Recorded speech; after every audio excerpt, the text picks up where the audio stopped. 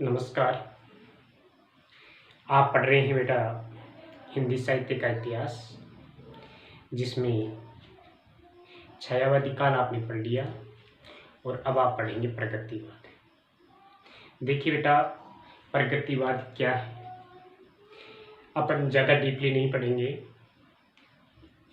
जो पर्सन आना है या जहाँ से पर्सन बनता है वही चीज़ें अपन पढ़ेंगे। तो सबसे पहले अपन चर्चा करें प्रगतिवाद समय की। देखिए, प्रगतिवादी जो काल है यह है 1936 ईस्वी से प्रारंभ होता है, 1943 ईस्वी तक चलता है। 1943 ईस्वी तक इसका समय है, बहुत ही कम समय माना जाता है। अब ये है क्या प्रगतिवाद? देखिए, राजनीति के क्षेत्र में जो विचारधारा साम्यवाद के नाम से जानी जाती है, मार्क्सवाद के नाम से जानी जाती है, साहित्य में वही विचारधारा प्रगतिवाद के नाम से जानी जाती है। प्रगतिवाद एक क्रांति युग था। ये समाज में फैली हुई जो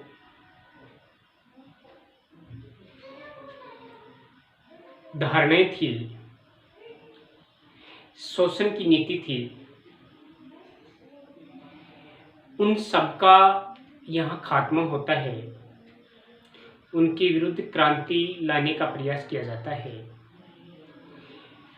यानी कि छायावादी युग के बाद, 1936 के बाद, छायावादी युग के बाद मजदूर वर्ग, कृषक वर्ग एवं दलित वर्ग को दृष्टि में रखकर उनके समर्थन में जो साहित्य हिंदी में रचा गया, यानी मजदूर वर्ग को, कृषक वर्ग को और दलित वर्ग को दृष्टि में रखकर उनके समर्थन में जो साहित्य लिखा गया है उसे क्या कहा गया है? उसे प्रगतिवाद कहा गया है।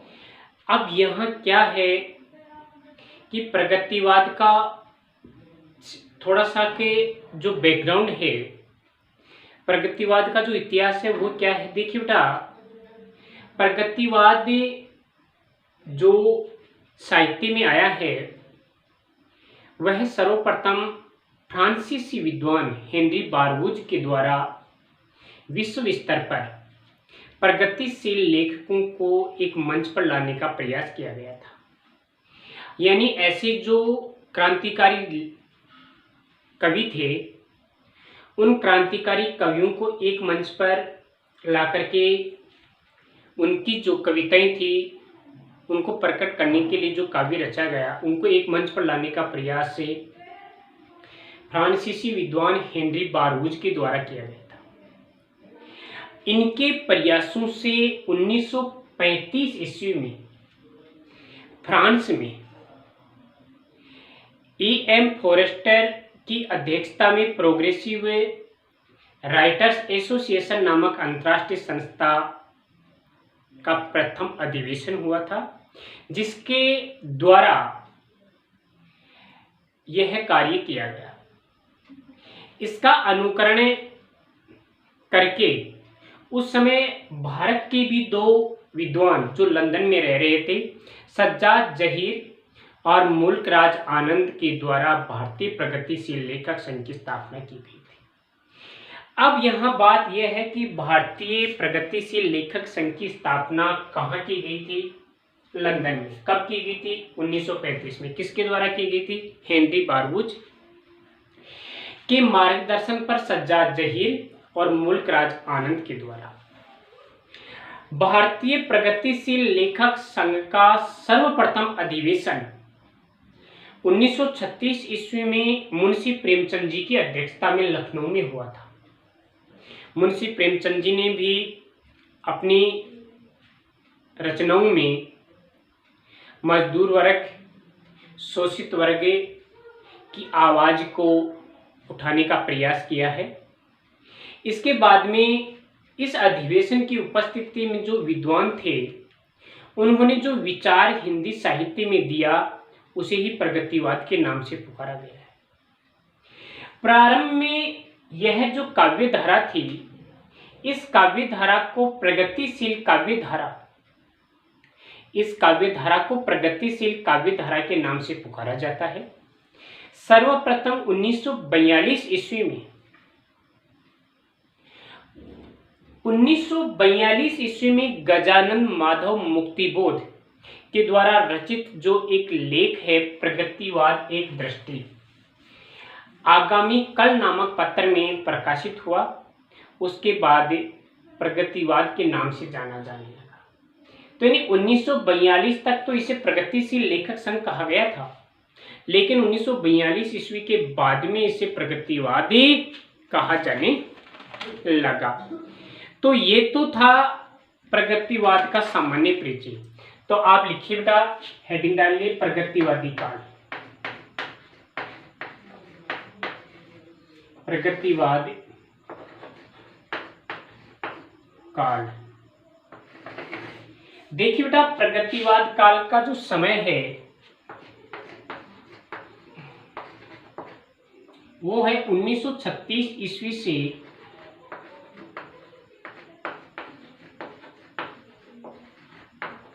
1943 ईस्वी। 1936 ईस्वी से 1943 ईस्वी तक का समय प्रगतिवादी काल है।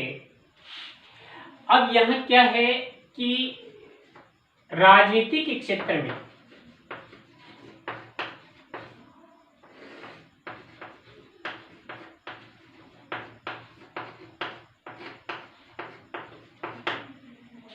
जो मार्क्सवाद के नाम से जाना जाता है, जो विचारधारा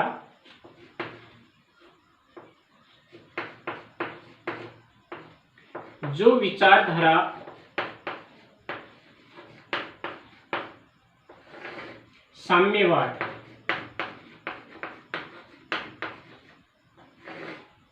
के नाम से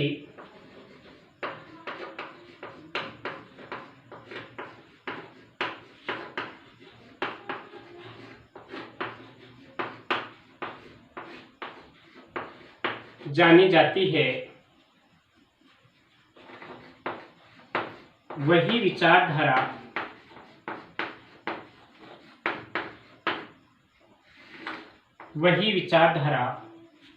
साहित्य में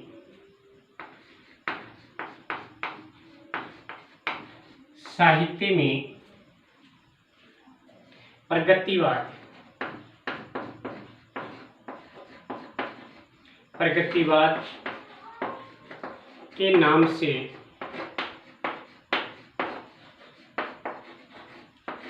जानी जाती है।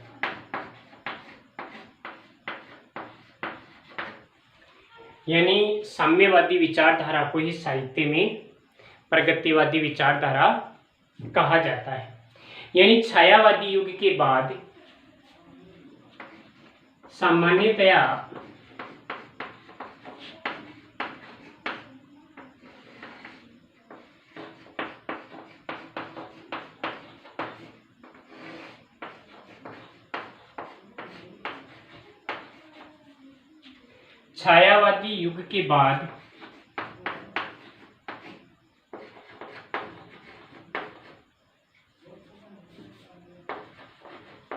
मजदूर, किसान व शोषित वर्ग व दलित वर्ग, मजदूर, किसान एवं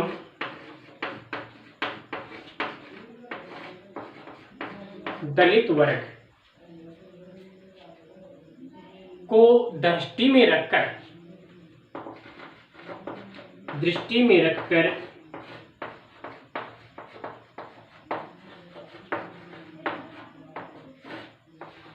जो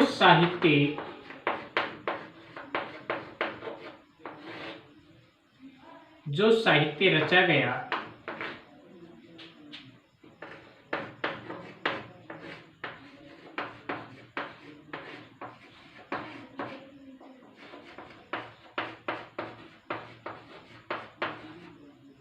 उसे ही प्रगतिवाद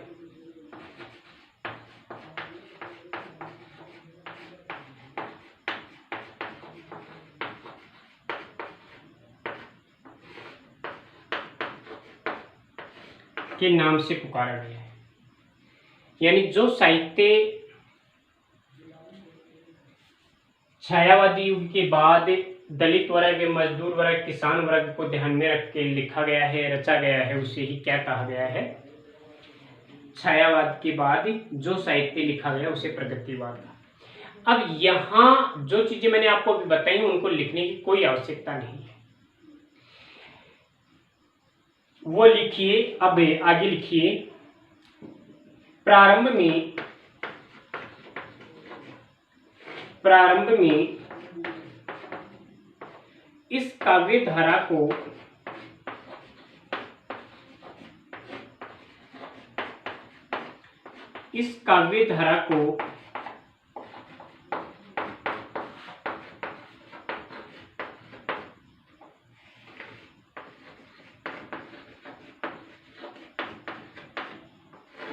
प्रगतिशील काव्य धारा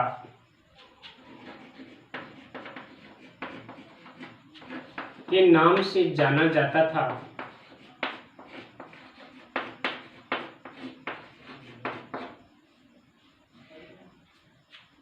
सर्वप्रथम 1942 में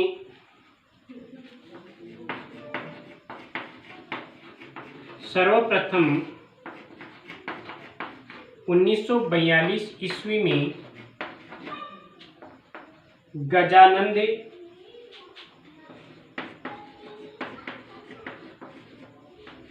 माधव मुक्तिबोध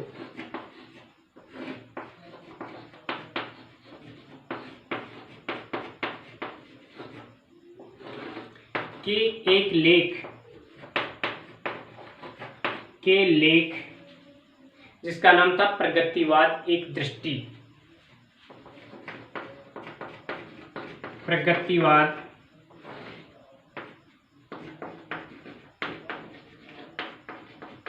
एक दृष्टि,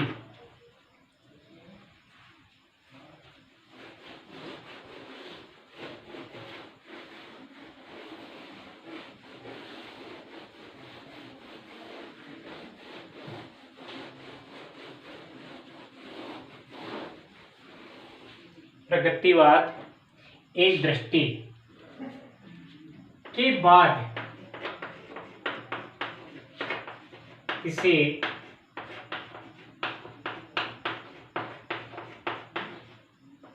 प्रगतिवाद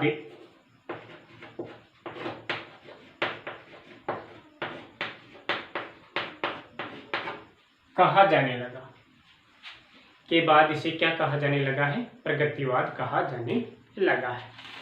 अब आप लिखेंगे प्रगतिवाद की विशेषताएं, या फिर देखिए कुछ विशेष तथ्य लिखिए। विशेष तथ्य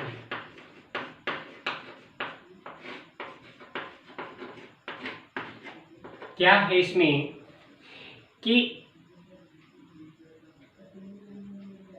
प्रगतिवाद को डॉक्टर नगेंद्र ने सामाजिक चेतनावादी काव्य कहा है। प्रगतिवाद को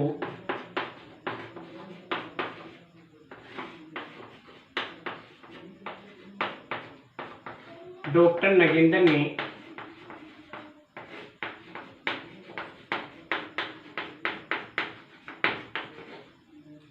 सामाजिक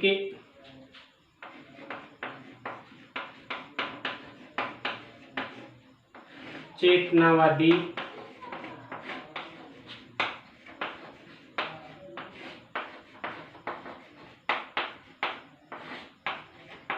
काव्य कहकर पुकारा है। ये सबसे बड़ी बात है। इसके बाद देखें कि इसको उपयोगितावाद के नाम से भी जाना जाता है। दूसरा है इसे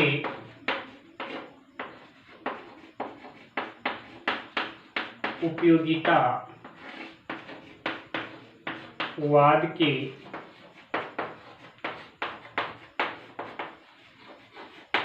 नाम से भी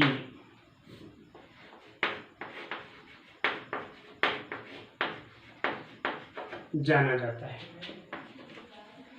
इसके बाद में देखें कि भारतीय प्रगतिशील लेखक संघ का सर्वप्रथम घोषणा पत्र लंदन में तैयार हुआ, ये छोड़ दीजिए। इसके बाद में देखिए, ये ठीक है। अब लिखिए प्रगतिवादी काव्य की विशेषताएं। प्रगतिवादी काव्य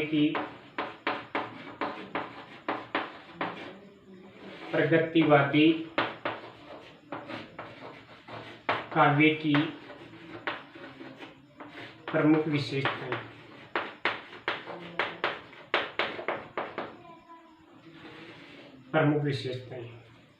तो पहली विशेषता क्या है? इस काव्य धारा में शोषण का विरोध एवं शोषितों के प्रति सहानुभूति प्रकट की गई है। ध्यान से देखना, ये यहाँ से प्रश्न आएगा, ये इम्पोर्टेंट है आपके लिए। प्रगतिवादी काव्य में या इस काव्य धारा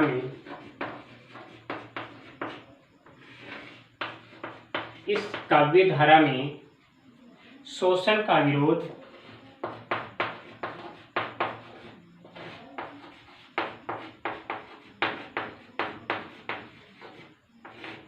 व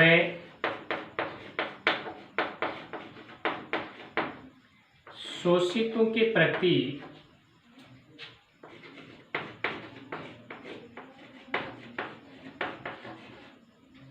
सहानुभूति प्रकट की गई है।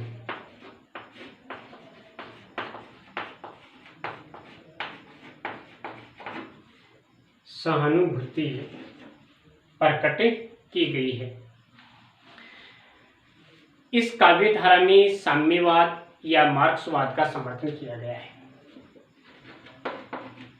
इस काव्य धारा में बेटा अगर इसकी विशेषताएं आपको याद होगी ना तो प्रगतिवाद आपको याद होगा। इस काव्य धारा में साम्यवाद पब्लिक मार्क्सवाद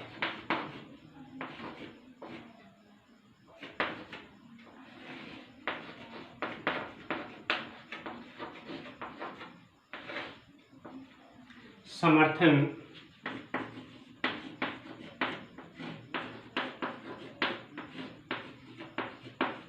किया गया है।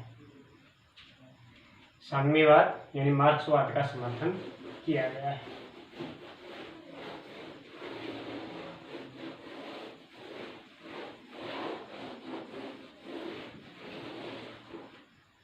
साम्यवाद या मार्क्सवाद का समर्थन किया गया है। इस काव्य धारा में ईश्वर एवं धर्म का विरोध किया गया है। तीसरी विशेषता,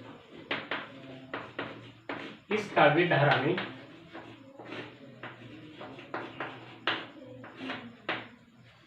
ईश्वर व धर्म का विरोध किया गया है।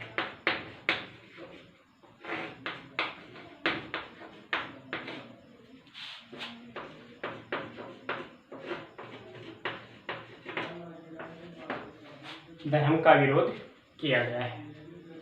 इस काव्य धारा में सामाजिक अंधविश्वासों और रूढ़ियों का खंडन किया गया है। चौथी विशेषता, इस काव्य धारा में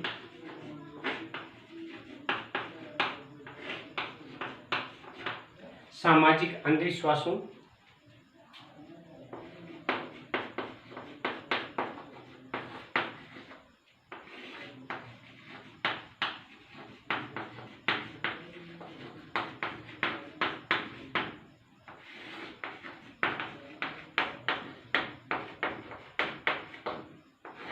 रूढ़ियों का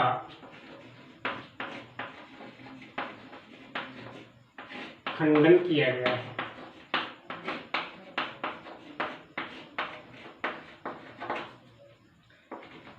रूढ़ियों का खंडन किया गया है। इस काव्य धारा में जो ये प्रगतिवादी काव्य धारा है, इसमें नारी का सम्मान किया गया है। इसमें नारी का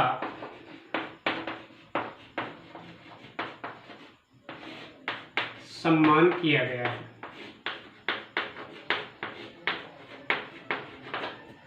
नारी का सम्मान किया गया है। छठवां है जनता की भाषा में जनता से बातें की गई हैं। इस काव्य धारा में जनता की भाषा में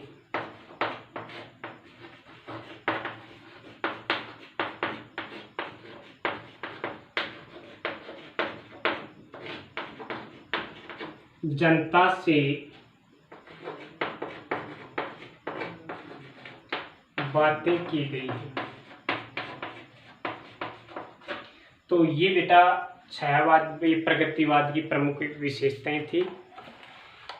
बाकी अपन कल देखेंगे। आज की क्लास में इतना ही।